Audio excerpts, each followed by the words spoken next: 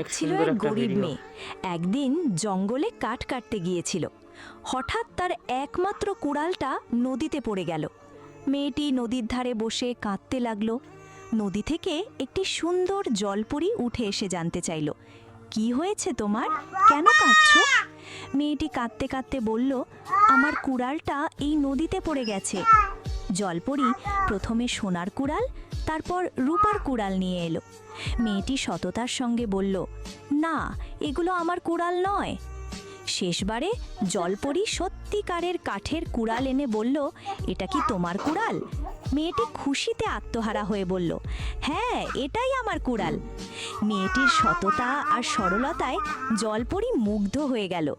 তাই সে শুধু কাঠের কুড়ালটিই নয়, সোনার আর রূপার কুড়ালটিও মেয়েটিকে উপহার দিয়ে দিল।